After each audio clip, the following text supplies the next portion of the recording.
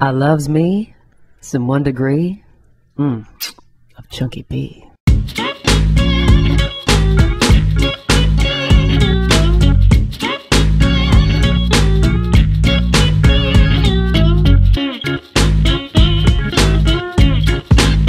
Now, I just have to make a comment about Chunky B. Have you ever seen him looking so good?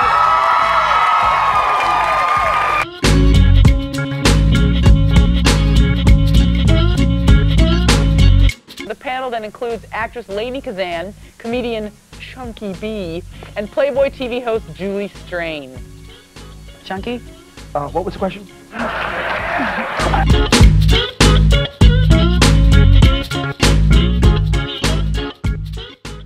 Oh my God, guys, check this out. Thank you once again for dropping into 1 degree of Chunky B. Good things are happening right now.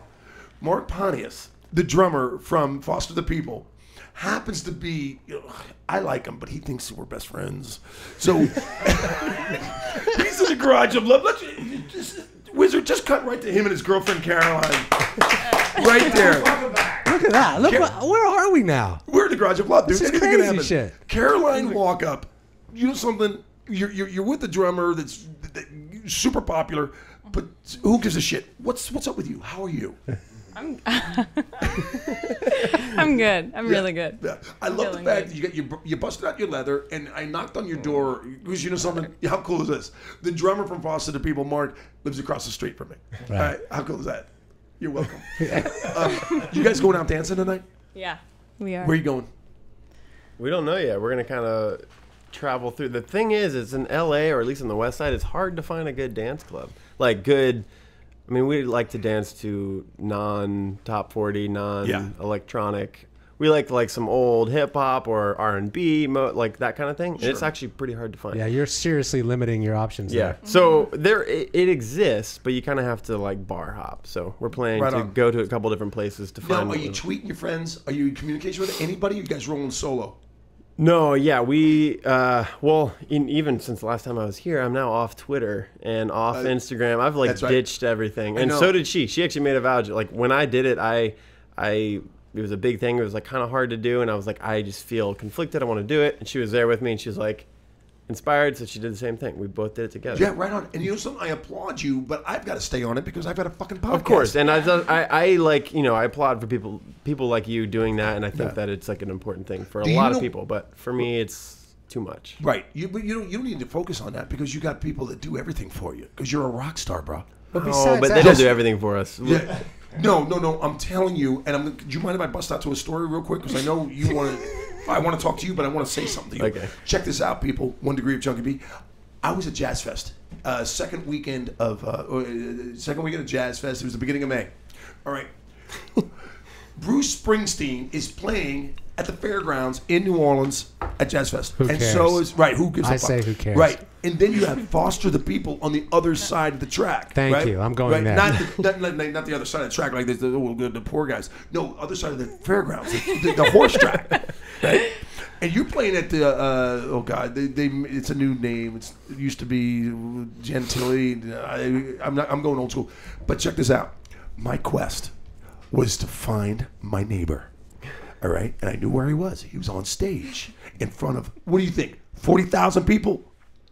I don't. I'm. Did you even look out? Guessing that. Did you look out? I looked out once or twice. Yeah. Right. It's kind of my bad. I'd never really look out. Because you're dialed in. You're focused. I saw that. And by the way, you hurt my feelings. I'm screaming like a 25-year-old. I felt like the perverted dude for like legal reasons. I thought I was going to get arrested because I'm like this sweaty, fat old man with all these fucking beautiful people. You know, I've been in New Orleans. I've been at Jazz Fest 27 straight years in a row, and I've never seen better looking people watching you drum, motherfucker. Nice. I was like, what the? And people started calling security on me. I had a pass. I got a pass not to get on stage, but my quest was to make eye contact with my neighbor Mark. Did it happen? And I was 10 feet away screaming like a little girl, Mark, it's me, Chunky, look at me. And he's just like... What did you want him to do? Like throwing a stick at you? Like, here you go. Like, I got it. Had I seen you, I might have thrown a stick at you. Yeah, to get me away from you. I was about to rush the stage. I'm like, this is my buddy that lives across the street. I know his sister. I know his girlfriend. I know his fucking dog. And I couldn't even make eye contact with my Boston, neighbor. the people's hot right now, man. Oh, I know. No, I really wish. I mean, because you texted me earlier in the day, and I was like excited to come across you and see you somewhere out in the festival. But then I didn't even think during the show like to look out and try to look for you. I mean, there's a ton of people. I feel like looking for you would be kind of hard. But what I love is I've never seen you guys live until Jazz Fest. Are you always stage right? I mean, you actually stage left, house right? Yeah, we've done that since. I mean, it wasn't always that way, but since like really early on, we probably only did it like 10 or 12 shows where I was like traditionally in the back, you know. And then we just, I don't know, I guess in the wake of trying to change things up and do something a little different, a lot of bands are doing that, but we wanted to kind of do something different. And so, I went stage right. And then it also provided a little bit more room because now we have 6 people on stage.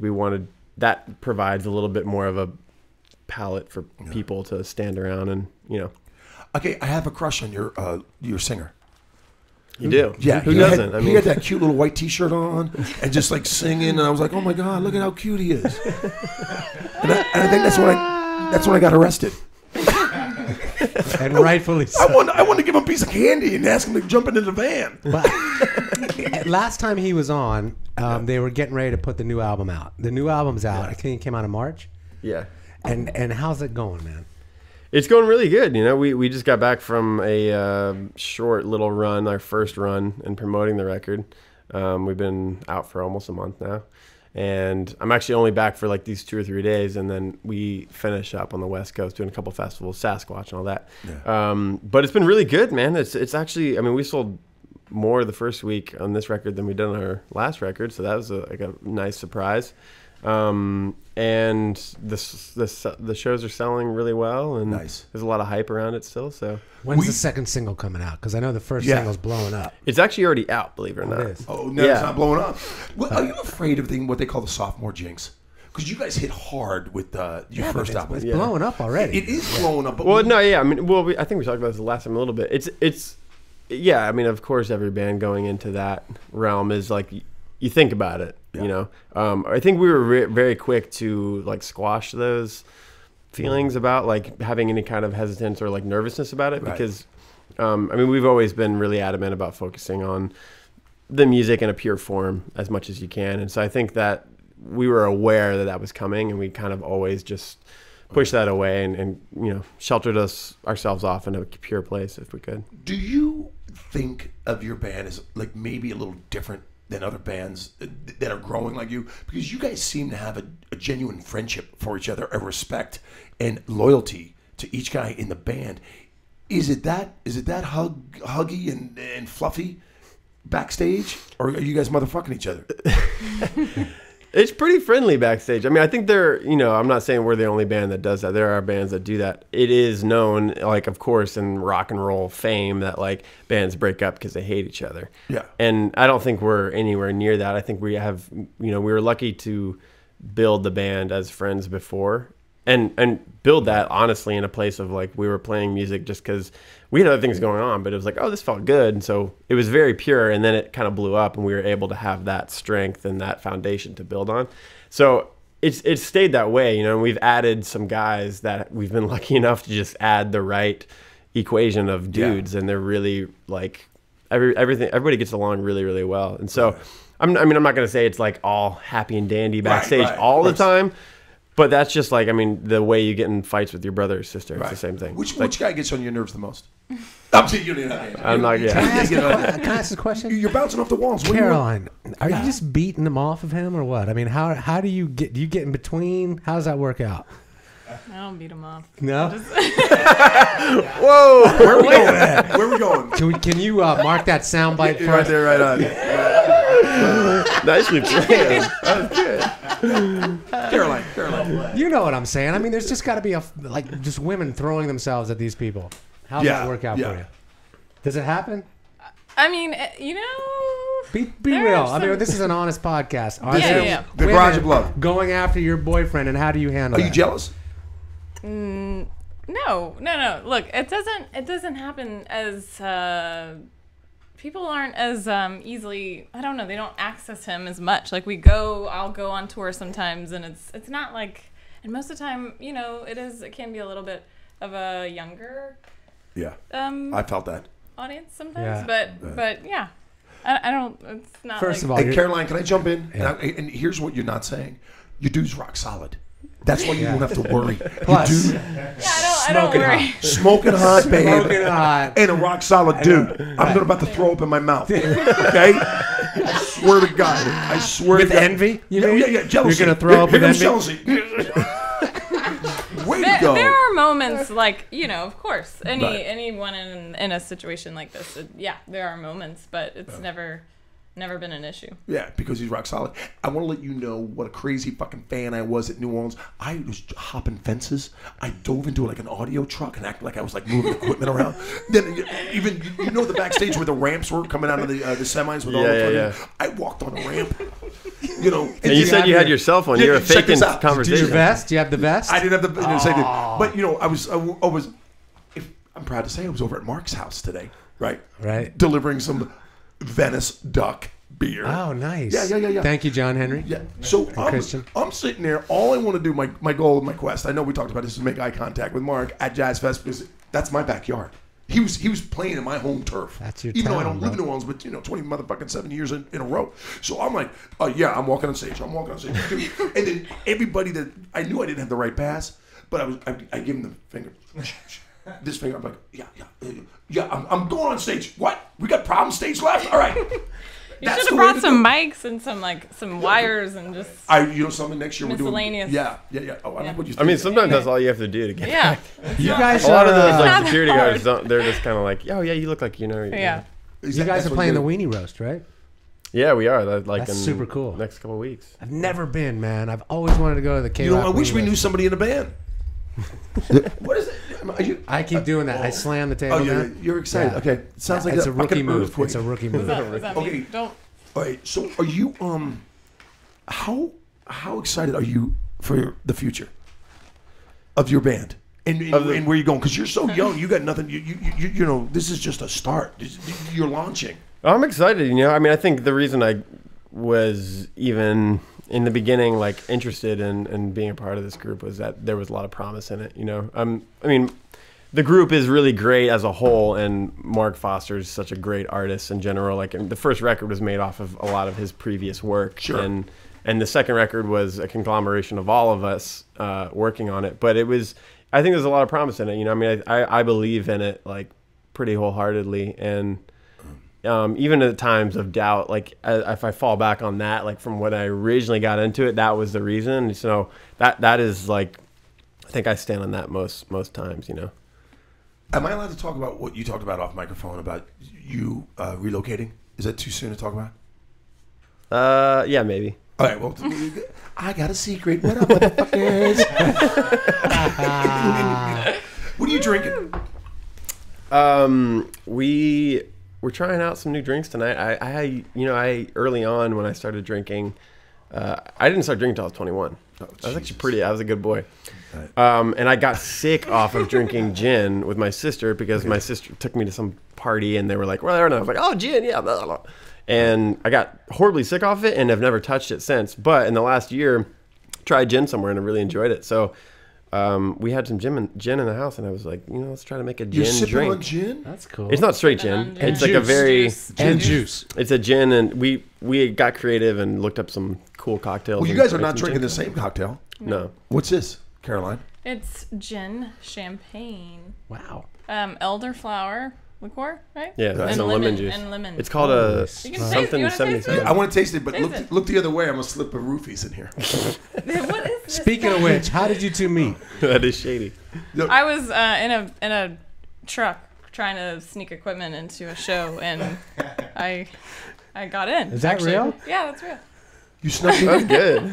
You snuck into a just like you. Yeah, it was like that. It was like. But who got the guy? She actually captured his attention. Right. Which is, I was behind eye stage, contact. like pretending to film or something. Yeah. Is that true? That's hilarious. And then how did you actually approach him? She's making it up. You're making it up, aren't you? Come on. Are you making this story up? You got Yes, me. she did. She did. Yeah. God, Did I really get you? you got me. Yeah. Oh, All right, how'd you meet? Yeah. I think I said it last time, didn't I? I thought I did. So what? Do you think I remember? Do you think anyone listened? Yeah, you're right. Okay, short story, long story short. Our friend introduced us, and we went on a blind date, literally with blindfolds, and it was great. Yeah, you did. And we've been in love ever since. Yes. Now I remember. I do remember that great story. And if you guys don't remember, go back and find episode 4 or 5. He's not the best at telling the story. I told a good story the previous one. I don't think you watched the previous podcast. I did watch it. You were in there. Do you approve of that story? It's a good story. That was good. Yeah. That was adorable. How's your mom? She's great. She's gonna be out here in like 5 days. Can I get involved in the next piece of beef that gets smoked? Do you remember how the neighborhood smelled so good? What were you doing? Shoulder? Something? Yeah, it's pork shoulder. Pork shoulder. Oh my God, my mouth's watering. Hey, listen, I know you want to get dancing, and I'm really excited about your future. Wherever you live, you and I will be friends forever, okay? And I know you respect. I'm there. I'm on board. You know I'm one of your biggest fans. Yeah. Next time you gotta scream louder at the show to like. Dude, I almost got arrested. I can't hear you. I gotta like. How could you? Had your shirt up, see. I might. If I flashed you, I would be in handcuffs. I love you, Mark. You're my neighbor. Man, I got right there, man. I was 10 feet away from you, and I'm texting you. And I was looking for you because Caroline, I thought you might have been there. Was Rebecca there? No, she wasn't there. Because Nancy, my wife, was sitting there going, look for Rebecca. Yeah, she was talking about trying to come to that festival. She's been to Jazz Fest a couple times. She's a big fan. But okay, I want to look you square in the eye and say, you played Jazz Fest. You're my fucking hero, bro. That is awesome. You are my hero. You know what's funny is like when we had this podcast last time, I knew we were playing it, but I wasn't like allowed to talk about it yet because we were like, it was for some reason it was still very top secret. So I was like, oh yeah. Any secrets we should know now? Yeah. A couple months from now? It's all about keeping secrets. That's like the key to any success. Yeah. You just keep secrets. That's so cool. Okay, Caroline. Yeah. You see a future with this guy? Longevity? Am I putting you on a spot? The night's early, my friend. The night is early. We'll see how tonight goes. I don't know. I don't know what I'm allowed to say, but. What? Did we just reveal something a little bit? Man. Oh my God, this is fantastic. They were supposed to stop. No, there wasn't any of that. I mean, maybe I don't. Yeah. Drink your gin, bro. Caroline, Mark, thank you guys for coming to the Garage of Love. And thank you. I do not want to be like a super sissy right now, but I will. I am so happy for the both of you, just as boyfriend and girlfriend, and whatever secret you're not telling us, we will hear. I'll get it out of Mark later. But I'm so proud of you, bro.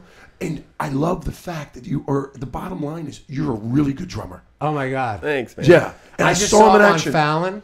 Jimmy? Yeah, and let me tell you something. Usually the drummer's just back there doing his thing. Mm-hmm. Dude, come on. Yep. He's the lead.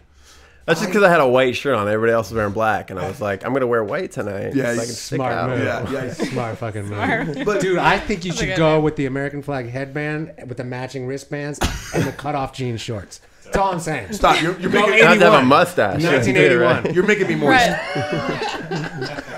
Stopping in the Garage of Love. How awesome is this from Foster the People? Mark, his super cool, hot babe, Caroline.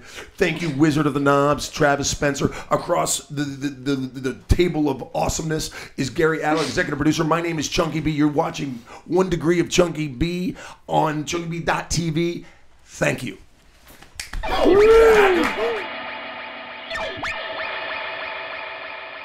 You guys have got to check out our brand new sponsor, Venice Duck Brewery. You want to get your quack on? Taste some of this. Hi, Winston Giles here in Los Angeles, California from 1 Degree of Chunky B, and our artist of the week this week is Fascinator.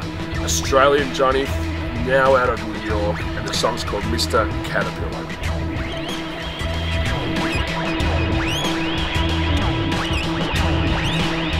Hey, it's Caroline, and we're watching 1 Degree of Chunky B.